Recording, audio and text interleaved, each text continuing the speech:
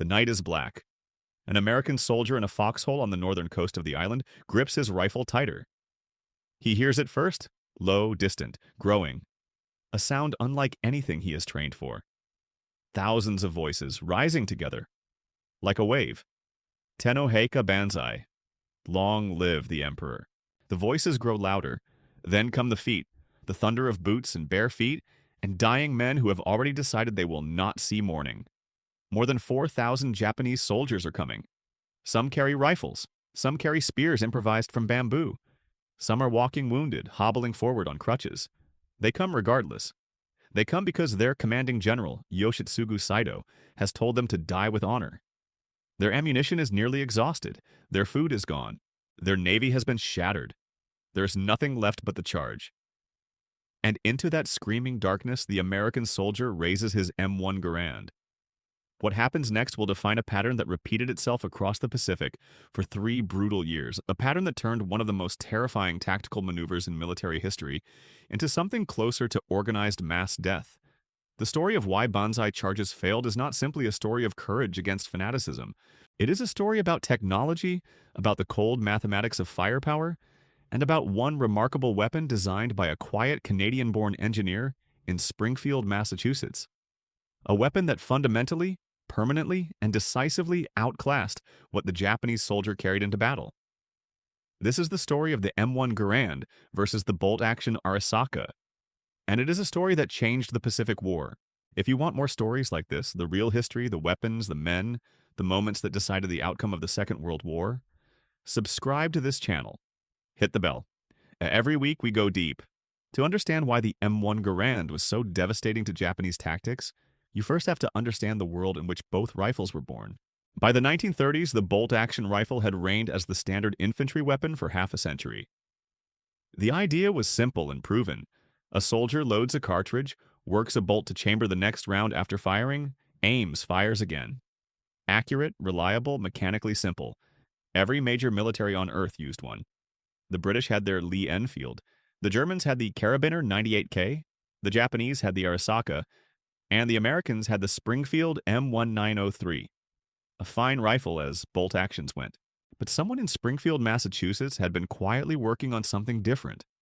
Something that would change everything. John Cantus Garand was not a soldier. He was born in 1888 outside Montreal, Quebec, one of 12 children raised on a farm before the family moved to Connecticut. He learned to shoot at a gallery job as a teenager. He learned metalworking in a textile mill. He had the hands of a craftsman and the mind of an engineer, and by the time he was in his 20s, he had already filed his first patents. In 1919, he was recruited to work at the Springfield Armory in Massachusetts, and there, in the government workshops of that old and storied facility, he began the most important work of his life.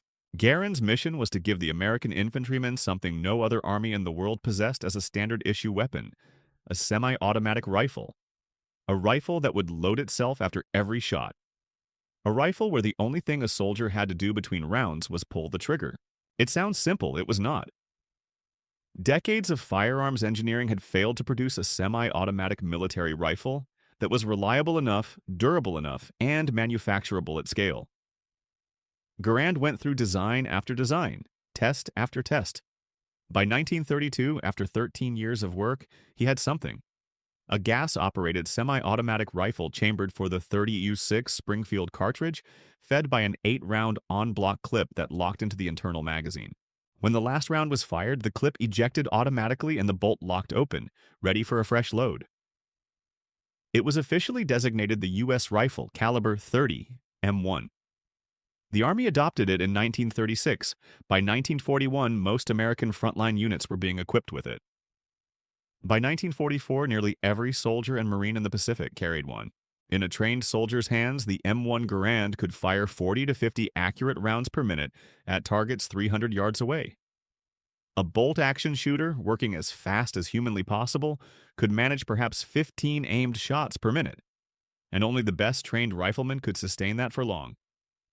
The Garand nearly tripled the effective firepower of the American infantrymen, not because it was more accurate than a bolt action, not because its ammunition was more powerful, but because it did not make the shooter stop, lift his hand off the stock, work a bolt handle, reacquire his cheek weld, and re-aim between every single shot. Patton understood it immediately.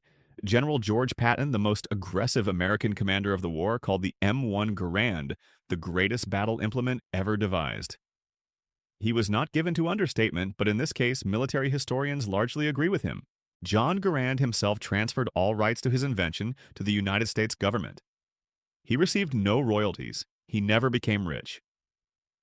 Congress tried twice to award him $100,000 in recognition of what his rifle would accomplish, and both bills failed. He received a Medal for Meritorious Service in 1941 and a Medal for Merit in 1944.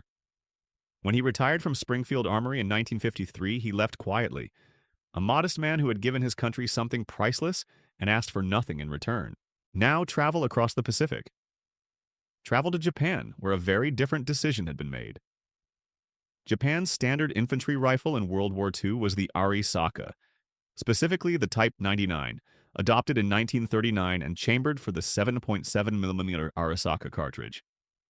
It was, by any honest assessment, a well-made bolt-action rifle, not inferior to the German K98K or the British Lee Enfield, in some respects structurally sound. The Type 99 had a stronger bolt than many of its contemporaries, a more powerful cartridge than its predecessor, the Type 38, and an unusual set of anti-aircraft sights folded into the rear sight assembly, a quirky feature that spoke to Japan's awareness that the skies above the Pacific were increasingly controlled by American aircraft. But it was a bolt-action rifle. Every shot required the shooter to manually work the bolt, lift the handle, pull back, push forward, push down. In calm, deliberate conditions against a stationary target, this was manageable.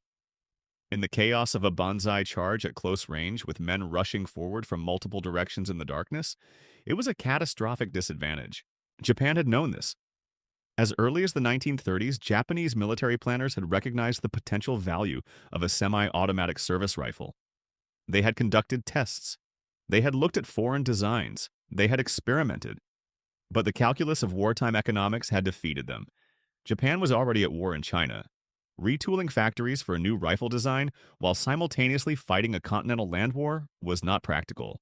The Arisaka factories were producing reliable weapons at acceptable rates. The conservative choice was made. Keep the bolt action, trust in the fighting spirit of the Japanese soldier to compensate for any firepower deficit. The Pacific War would make them pay for that decision. When American forces captured the Philippines in 1942, they fell back before Japanese power, and in the chaos of defeat, the Japanese captured several examples of the new American semi-automatic rifle.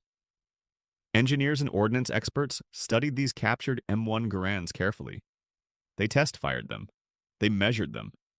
They understood, and with whatever combination of admiration and alarm, exactly what they were dealing with.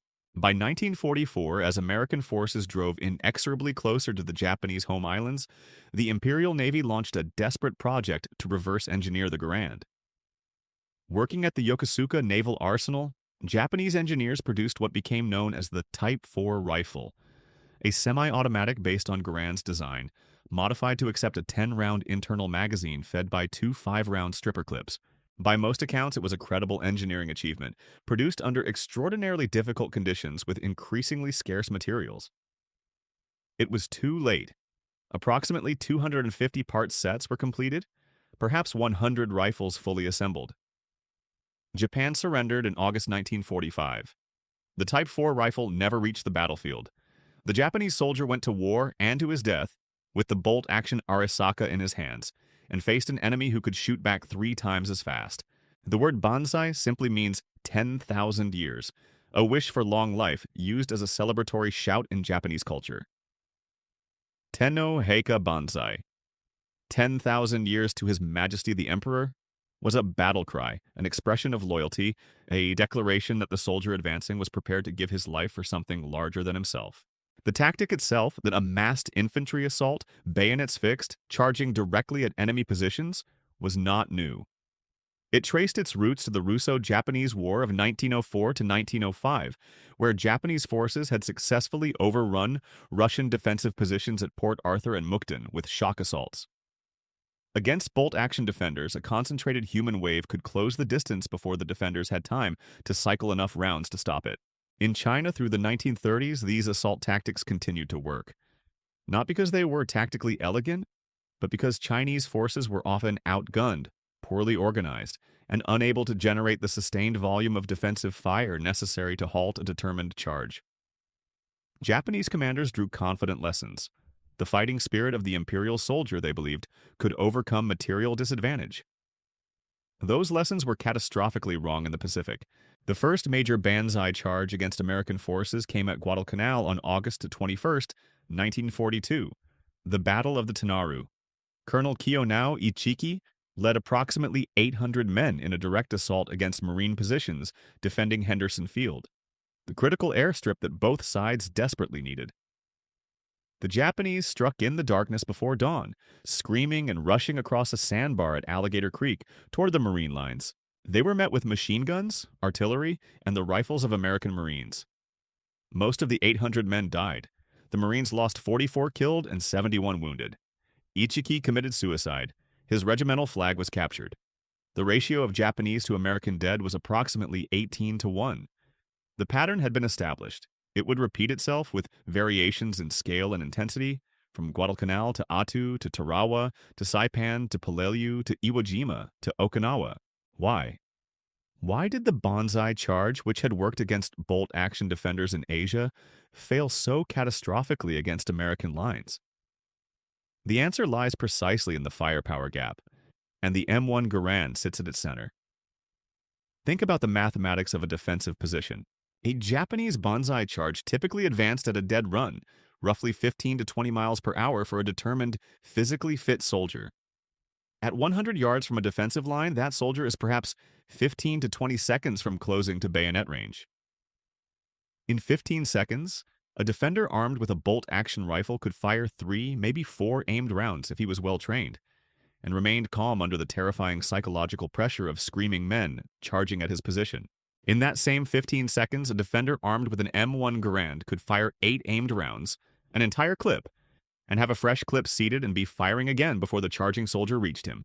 Multiply that across a defensive line of 20, 30, 50 American soldiers, all armed with Garands, and add the bars, the 30 caliber machine guns, the mortars, and you begin to understand what happened at the Tanaru, at Saipan, at every island where Banzai charges were attempted against prepared American defenses. Army Lieutenant Colonel John George, who fought at Guadalcanal and witnessed some of the last Banzai charges his battalion faced, wrote about it in his memoir Shots Fired in Anger, published in 1947. He described watching 2 American soldiers face a charging Japanese soldier at close range. The 2 men raised their Garands and fired. Not 1 shot, not 2, but pumped the triggers repeatedly, emptying their clips, continuing to fire as the man fell. George noted that this sustained fire was not panic, not hysteria, not waste. The Japanese soldier remained dangerous, he wrote, until nearly the last round was fired. The Garand made that possible. The bolt-action Arisaka, in the hands of the charging Japanese soldier, could not reciprocate at the same rate. The physics of the confrontation favored the defender with the semi-automatic rifle at every point. By 1943, Japanese tactical doctrine was beginning to absorb this reality, however painfully. After the disaster at Guadalcanal, after the Aleutian Islands, after the Gilbert Islands, field commanders began to understand that massed frontal charges against American rifle lines were not expressions of superior fighting spirit. They were invitations to mass slaughter. Some Japanese commanders adapted. On islands like Peleliu and Iwo Jima, Japanese strategy shifted toward deep defensive works, caves, tunnels, interconnected bunkers, hidden firing positions.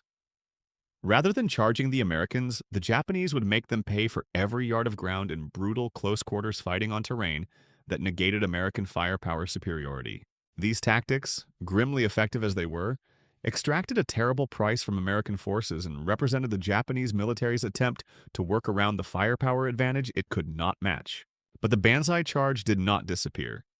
It persisted, sometimes because individual commanders refused to abandon a tradition, sometimes because a tactical situation genuinely offered no alternative, and sometimes because the code of Bushido, the warrior's honor, made surrender unthinkable and the charge the only honorable death available. The largest single Banzai charge of the entire Pacific War came on July 7, 1944 at Saipan. By early July, the Battle of Saipan had been raging for 3 weeks. American forces had landed on June 15th, 71,000 men of the 5th Amphibious Corps under Marine Lieutenant General Holland Howlin' Mad Smith, storming an island defended by approximately 30,000 Japanese soldiers and sailors. The fighting was savage. The terrain, mountains, caves, sugarcane fields, villages, gave the defenders every advantage except one: numbers and firepower. By the first week of July, the Japanese garrison was shattered.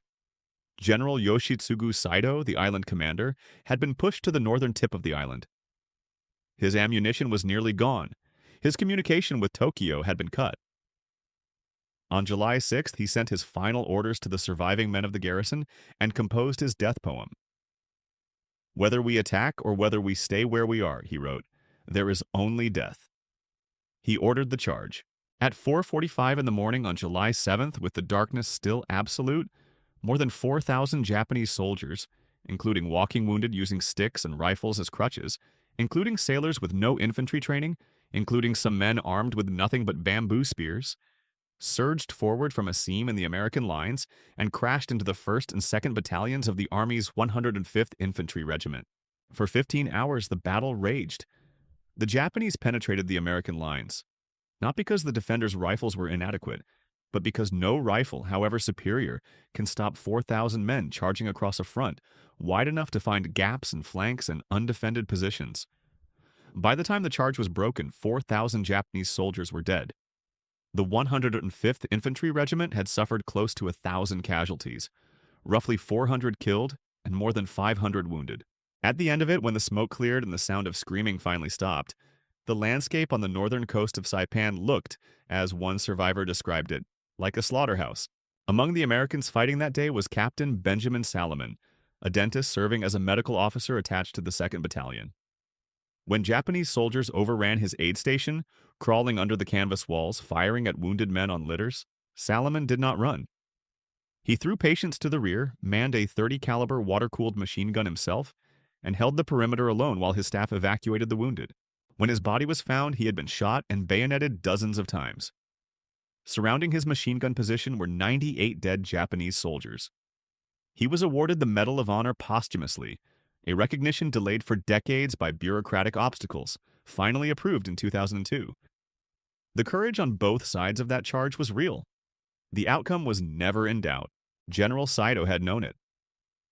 He committed ritual suicide on July 6, the night before the charge, as he had planned. Vice Admiral Chuichi Nagumo, who had commanded the fleet that struck Pearl Harbor on December 7, 1941, was also on Saipan. He too committed suicide rather than surrender.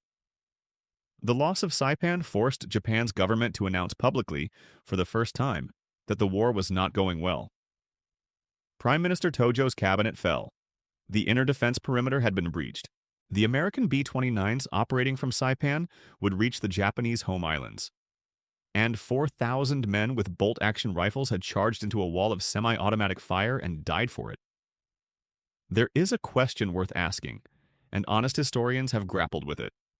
Were the Banzai charges simply a product of fanaticism, or was there military logic behind them? The answer, perhaps surprisingly, is both. The tactical theory was not entirely irrational. A Banzai charge at night, against surprised or disorganized defenders, against bolt-action rifles on narrow ground, could potentially overwhelm a position before defenders could fire enough rounds to stop it. These conditions had existed in some early Pacific engagements, but American defensive preparation improved rapidly after Guadalcanal. By 1943 and 1944, American defensive lines anticipated Banzai charges with pre-registered artillery fire, interlocking fields of machine gun fire, and riflemen with enough ammunition and enough firepower, courtesy of the Garand, to stand and deliver. The charge also had a psychological dimension. The sound of thousands of men screaming in the darkness was genuinely terrifying.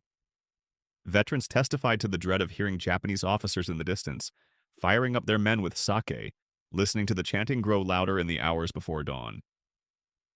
The anxiety was, in the words of one Marine, overwhelming. The charge was designed to shatter American nerve before it encountered American firepower. It failed on both counts against prepared, well-armed defenders. The nerve held. The firepower was there. And yet the charges continued. Sometimes because commanders saw no tactical alternative, sometimes because surrender remained culturally unthinkable, and sometimes, as one Japanese draftee named Takeo Yamauchi, a university student swept into the garrison on Saipan, and one of the very few who survived by finding a way to surrender, described it. His fellow soldiers simply had no framework for any other ending. They had been told that capture meant dishonor. They had been told that death was preferable. They had been sent off from their villages to cries of Banzai by families and neighbors who expected them not to return. Coming home alive as a prisoner was, in the culture that had shaped them, a fate they could not face. That combination of culture, training, and the hard mathematics of a firepower deficit produced the Banzai charge. And the Banzai charge, repeated across dozens of Pacific islands, produced mass casualties that Japan could not replace. There is one final detail of this story that carries its own quiet irony. And it involves the ping. Every veteran of the Pacific who carried an M1 Garand knew the sound. When the last of the 8 rounds in an en-bloc clip was fired, the empty clip ejected from the receiver with a distinctive metallic ringing sound, and the bolt locked open, ready to receive a fresh load. It was a fast, efficient system. In a firefight, a trained soldier could seat a new clip and be firing again in seconds. After the war, some veterans and some historians speculated that the sound of the ping was a tactical vulnerability. The Japanese soldiers, hearing it, would know an American's rifle was empty and rush him in that vulnerable moment of reloading. It became a piece of popular lore repeated in books and documentaries. The veterans who were actually there largely dismissed it. In the noise of a firefight, the machine guns, the mortars, the screaming, the artillery, the crack of incoming fire, a single metallic ping was not audible at any meaningful distance. And even if it were, the defender was already seating a fresh clip. The tactical window was measured in fractions of a second, not the several seconds it takes a charging man to close ground. What the ping really represented was something else entirely. The sound of a weapon doing exactly what it was designed to do, at a speed no bolt-action rifle could match, in the hands of men who needed every advantage they could find on the islands of the Pacific. By the final months of the war, the Japanese military had effectively abandoned the Banzai charge as a primary offensive tactic. The shift on Iwo Jima and Okinawa toward deep defensive systems, caves and tunnels and fortified positions that the Americans had to crack one by one, reflected a hard-learned adaptation. The frontal assault against American firepower was not valor, it was waste. The defenders who killed the most Americans and held ground the longest were those who chose depth and concealment over the charge.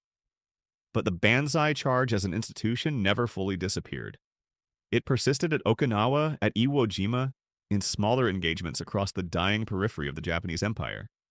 And plans were already in motion for the Japanese home islands, where civilian women were being trained to use bamboo spears to defend against the inevitable American invasion.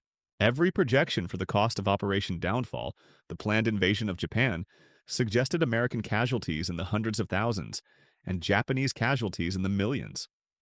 Those projections proved unnecessary. The atomic bombs fell on Hiroshima and Nagasaki in August 1945. Japan surrendered. The invasion did not come. But when you consider the full arc of the Pacific War, the islands, the charges, the dead stacked in the sand, and the sugarcane and the volcanic ash, the firepower story is central to everything. The United States Army and Marine Corps went to war in the Pacific with the best infantry rifle in the world. The Japanese Imperial Army went to war with a fine bolt action from 1939, built on a design philosophy from 1897, suited to a battlefield that no longer existed. John Garand died in 1974 at the age of 86 in Springfield, Massachusetts, not far from the armory where he had spent his working life. He died modestly, never having received the $100,000 Congress twice failed to give him, never having profited from the 6.5 million rifles that bore his name. He was inducted into the U.S. Army Ordnance Corps Hall of Fame in 1973, the year before his death. The citation from the Hall of Fame reads in part, "Due to his initiative and instinctive inventive genius, the U.S. soldier possessed a firepower advantage during World War II." That is an understatement of considerable proportions. What Garand gave the American soldier was not simply a faster rifle. He gave the American soldier the ability to stand in a foxhole on a dark Pacific island, while thousands of screaming men charged out of the darkness. And to keep firing, to keep the trigger moving, to keep the rounds going down range at a rate that no bolt-action army could match, in a war where the ability to deliver sustained accurate fire at close range was the difference between holding the line and dying on it.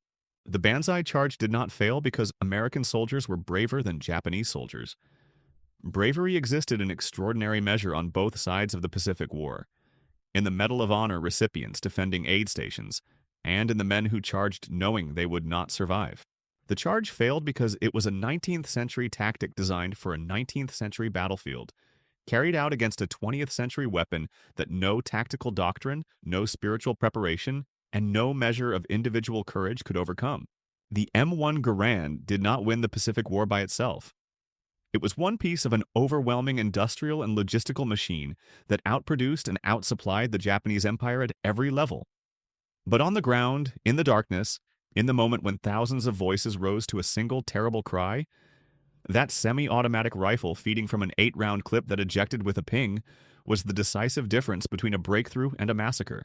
It was, as Patton said, the greatest battle implement ever devised. And on the black sand beaches and the volcanic hillsides and the coral atolls of the Pacific, it proved him right. If this story mattered to you, if you believe this history deserves to be remembered and told with the depth and respect it demands, subscribe to this channel. Leave a comment below telling us which Pacific battle you want us to cover next. Click the like button. Share this with someone who carries this history with them.